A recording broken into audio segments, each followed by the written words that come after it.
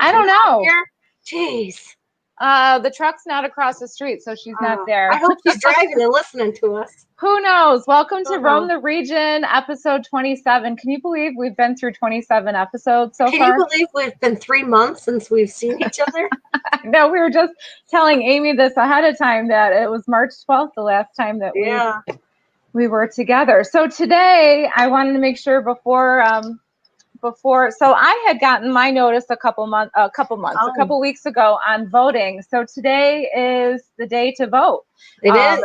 You do need to pay attention though to your polling place, because mine actually changed, which is a good thing I didn't throw this out when it came a couple weeks ago. So I am in the town of Lewiston, but I'm in Sanborn, and usually I'm at the Sanborn Fire Hall, and I know that now I have to go to Lewiston number 2. So just if you didn't put an absentee ballot out there, just check and make sure that your polling place is the same. Suzanne, you're in the village, so you are at the fire hall? Yeah, mine didn't change. I'm still at the Lewiston Fire Hall, but I haven't gone yet to vote. I'm a dedicated employee, so I didn't leave the office today. But you can. It's in our employee manual. Oh, yeah. Got my sign even. Don't forget to vote, everybody. There you go. Remember to vote. That's something that we did have to learn when we redid our employee manual, that we allocated time for employees to be able to take their time to go and vote. So make sure you do that today, Suzanne. I like to take my time to vote, so it'll probably take me about 4 hours. It's literally half a mile down the street. All right.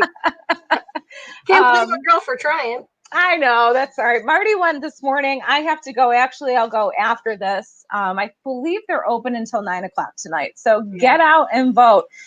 Suzanne was just saying that it was kind of a slow day today. Yesterday was a zoo, so who knows? I had one visitor, Chuck Barber from Apple Grannies. That was it. And the mailman. Good old Sean. So yesterday I had actual visitors from out of state, which was very interesting. So there was a couple from Ohio, and I ended up speaking with them for 20 minutes because I just sent 2 of my kids to Ohio for a swim camp on Sunday. So we were talking about that. They were here visiting family from Buffalo. So it's not like they made a trip, but they did do a day trip in Lewiston, which was very, very nice. And then I had 2 other women from Orchard Park. They wanted more information on the history and things of that nature of Lewiston. So normally we'd be able to, I'd say, let me go take you all these places. But unfortunately, they're going to come back later on throughout the year. So we're excited about that. But yeah, it was busy yesterday. Wow. So we are still keeping track of anybody who's watching. If you're from a different state, we're trying to fill up our map. It seems like we're getting the same people watching us from the same states. But if you are from a different state, just list it there. Fred Blue says, hello, strangers. Melissa Kishella, looking good, Suzanne Raby. So look, you have fans. Melissa. You have fans. So the rest of the week we are in. Next week, though, I just wanted to give you an update. Our hours change a little bit. Friday is July 3rd, so our office is actually off that day, Friday, July 3rd. So long weekend for us. Next week.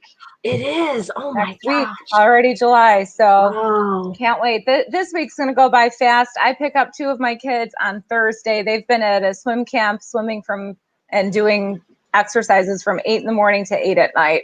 Well, they must be tired at night. They are. I can't wait to get them back. They'll probably sleep for 2 days.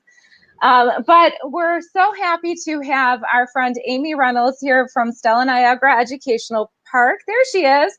She is the Director of Institutional Advancement. So welcome, Amy. We're glad that you were able to join us today. I asked him, like, hey, do you have some time at 1:30? Can you step on? We'll talk about stuff. And I have full disclosure. I've had 4 children go to Stella Niagara. One of them graduated 2 years ago.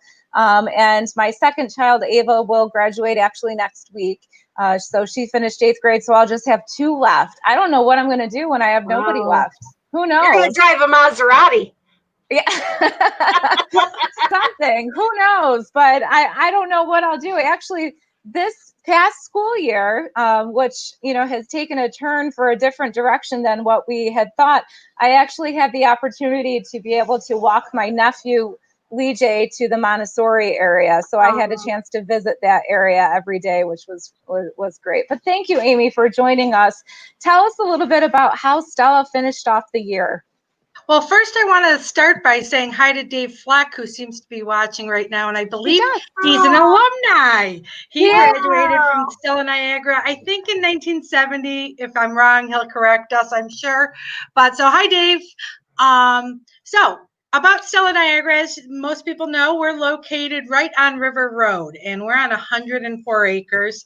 So the kids, we actually have integrated outdoor education into all of our subjects, so the kids get to explore all 104 acres.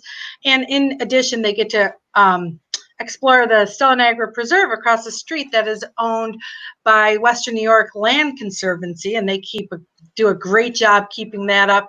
And the kids go over there and they listen for deer and other wildlife. They know more about the outdoors than I do, but I try to learn as much as I can from the students. They definitely do. I mean, we were just at a nature trail last Thursday. My kids were pointing out all this stuff. I said, just tell me where the poison ivy is. That's all I need to know. But my children have been students at Stella since they were 3. They've all gone from 3 and 2 of them now through 8th grade. So we are so, just happy with the education that we've had. Now, I know Stella has had to go a different direction over the past couple months with virtual learning. How have your students been able to adapt to that? Our students adapted fabulously, as I'm sure everybody watching knows. It was probably more of a struggle for the parents than it was the students, because the students know how to do all this, talking to FaceTiming friends and all of that. But our students adjusted really well, as most schools did. We heard from the governor, I think around March 15th, and was told we couldn't return back to school. So we brought our teachers in, and the teachers gathered up stuff for the students to come pick up the following day, and we shifted to home learning. We were fortunate that this year in September we received a grant from the state that allowed us to buy 130 Chromebooks. So all the students in the upper grades, 4th through 8th, were able to bring those home, maybe even 3rd through 8th. And then 3rd through 8th. And then the 1st and 2nd graders, they did not have the Chromebooks, but we had iPads. And so if a parent didn't have a device, we could give them one of those. And all of our grades, even Montessori, did Zoom learning. They also used something called Class Dojo. And, they went up, our teachers say they finished the curriculum for the year, which I think is quite amazing.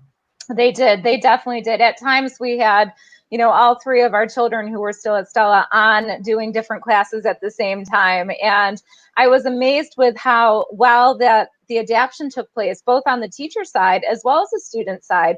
It took a few days to kind of get used to the passwords and what time and schedule and all of that. But once we did, it was very structured and on a schedule. And it was definitely as seamless, I would say, for at least as seamless as it could be. Seamless transition from being in the classroom and doing all of that to going, to a virtual type setting. Even outdoor education, even that was applied into a home learning situation. So that's pretty amazing that everything was able to adapt. Right. We had always taught our kids about recycling and reusing. That's one of our big missions here. And a bunch of the teachers even gave the kids projects where they had to create something like a solar system, recycling and reusing things they found around the house. So I really love seeing that continuing. Definitely. That's great. So one of the things about the building is, you just said 104 acres. It's a beautiful building. I am so blessed that I'm able, and always grateful that my children were able to have their education there. But one of the selling points for, especially going into the fall, is the classrooms are huge. I mean, the classroom size of the actual room, the square footage of the room. So tell us a little bit about your plans for the fall and how you're able to adapt with the new changes. So the one thing we've done right away when this was going on, our board of directors has started to put together a committee for reopening. And that committee is going to already consists of parents, board members, and then also medical professionals, including Dr. Cumbo, who's an infectious disease specialist from Mount St. Mary's Hospital. So that's really good that we're getting the input from everybody, because I'm sure everybody knows when the governor and other people around the country started talking about, like, maybe we're not going back in the fall, or we're going to go back and they're going to have to wear masks and all of this. It really scared people. And so we're trying to put together a group of people that are coming from different angles so we can look at this and make the safest choices for our students with allowing everyone to return to the building. So that's where we're at right now. We formed a committee. They're looking at the CDC guidelines. They're looking at the guidelines from the state. They're looking at, the Diocese of Buffalo has also given us reopening guidelines. So we're looking at all of that. The thing that makes us have a step ahead of some of the other schools in Western New York or even the country is the 104 acres. Something that you're reading regularly is that outdoor education should be used as much as possible with coronavirus, because the disease is not transmitted as easily in outdoor spaces as it is indoor spaces. Also, kids are less likely to be touching the same rock or leaf if you're outside. So we already do that. We already do outdoor education. In fact, I have a great picture of Jennifer's daughter learning the circumference of a tree by actually measuring the circumference of a tree instead of looking at a book and going, oh, I don't know how to do this. In fact, I was outside for that exercise, and I learned that they taught the kids how to measure how tall a tree was, and the tree was like 200 feet tall. Well, they had a kid that was 5 feet tall stand next to the tree, and then the kids had to estimate how many of that student would make up the tree. They took pictures and stuff, and they came up with a pretty close estimate. So that's cool. Yeah, it is. I was like, this is amazing. Yeah. The kids were like, this is just what we do, Mrs. Reynolds. You must have fun doing that. Yeah, they do. And they also go outside for story time. They go outside for art. They obviously go outside for history, because as many Lewiston people know, the burning of Lewiston, 100 and some years ago, or 200, I don't even know. But at any rate, the soldiers landed actually at Stella Niagara. And some of the soldiers went to Fort Niagara, and then some of the soldiers went to Lewiston, and that the battle began here at Stella Niagara. There's so much history. There's so much availability of space. There's, so much to learn there. And it's great because the campus is shared with a few other entities. The sisters are there, the Center of Renewal is there. The campus is huge, but, I love that my children go there, because they're able to understand what it is to be respectful of the sisters that are there, understand that the sisters are doing amazing work at Stella and have for 100 years, 113 since 1908. Years? So we're coming up on the 113. So such a rich history, of the sisters and of the building and of the land that's there. So it's pretty amazing. Oh, I'm sorry. I didn't mean to interrupt you. But I shared on Facebook the other day that Stella Niagara actually lived through the pandemic of 1918 as well. The school was up and running, and there's chronicles here that the sisters shared with me that talk about what happened then, and that some of the students and sisters did get sick, but everyone recovered, and they gave praise to God and said it was, due to the prayers of the sisters. Mm-hmm. And we're still doing that today. The sisters are ringing the bells every day at 10 a.m. to let Western New York know that they're praying for everyone when we're in this pandemic that we're in again. Amazing. So how can people call you or contact you for more information on the fall season? Sure. So my phone number is 716-754-4314, and my extension is 438. They can also email me if they go to stella-niagara.com. My information's on there under the Contact Us page. I'm Amy Reynolds. And, another feature I didn't touch on, I think Jennifer did a little bit, is our really big classrooms. Every classroom size is like as big as a lot of people's like family room and living room combined. Our first grade classroom, I measured it the other day, was like 64 feet by 18 feet. All of our classrooms have huge ceilings, so lots of room. I mean, with that size of our first grade classroom, we can have 20 kids in there sitting 6 feet apart, but still getting to be together, because that interaction with each other we know is so important. Nobody wants their kids Zoom learning. I'm so proud of our kids that they were able to do all of that.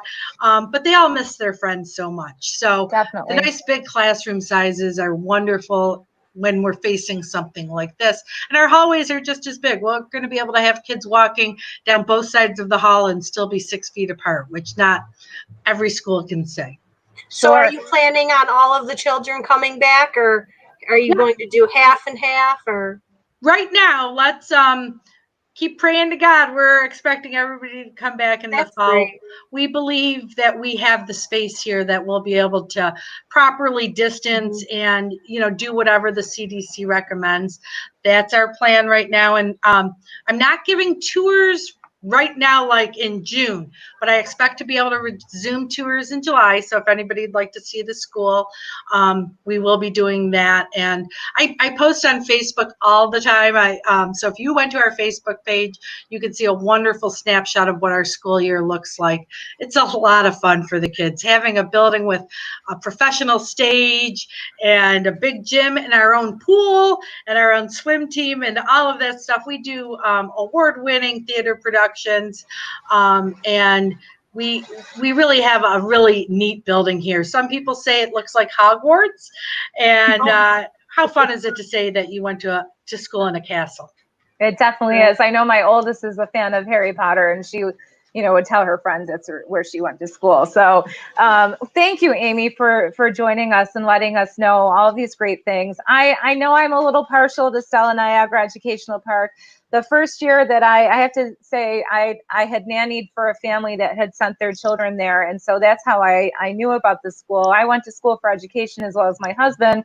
He's a math teacher in Buffalo. And when we had our first child and it was time for her to go to school, I said, I want a Montessori program. And I know this school at Stella, and we're going to enter in Hannah, except we're only going to go for Montessori, and then she's going to go to public school. Well, I can tell you that the difference was I found out what the school was and how important it was to keep my children there. And somehow we made it work.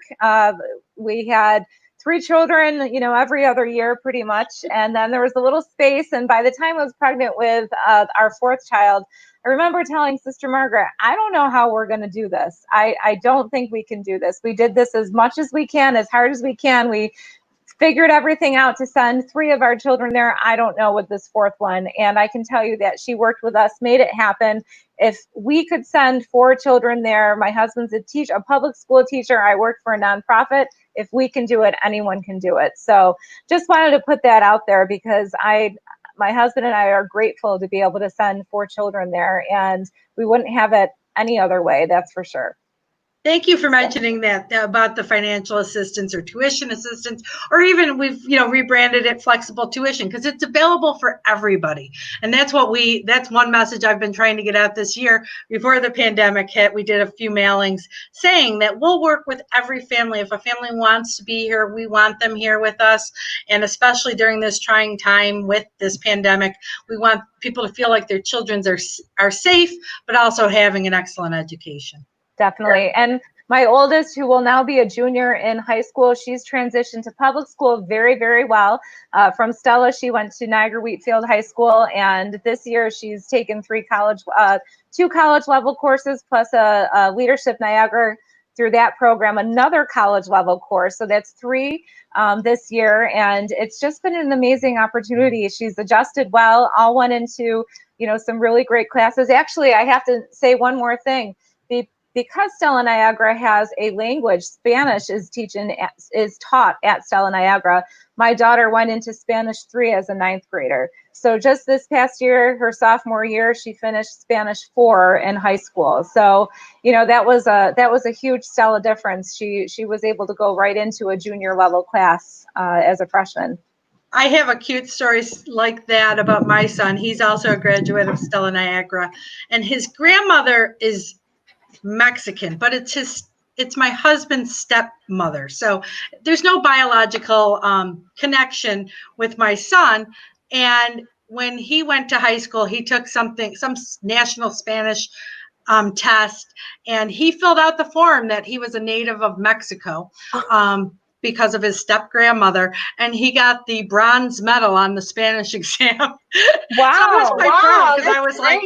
like, they thought that meant you were a native speaker of Spanish. So you're not a native speaker, but I'm glad, you did really well on the exam. So that, and he had that experience from Stella. So exactly. Yeah, exactly. Well, thank you, Amy, for joining us. And if anyone needs to find a place for their children or grandchildren or niece or nephew for the fall, consider Stella Niagara. The information there, the website is there. You can call Amy. And thank you for joining us today. Thank you. I just want to make sure everyone or give you a reminder today to go out and vote. So Suzanne is going to leave to go and vote. And we know her polling place is down the road, but I do give her the opportunity from our employee manual. We redid that. And the that's office will be closed the rest of the day. There you go. She's got to go and vote. Got to go vote. And just so you know, Maddie Reynolds is on. She says, that's my mom. We love Snap. Oh my gosh, I didn't even tell her because I wanted to watch it before I told her. Oh, she's watching it. Hi, sweetie. My mom is on. She does say hi, girls. Well, thank you, everyone. Tune in again on Friday at 1:30. Hope you have a good week. Bye.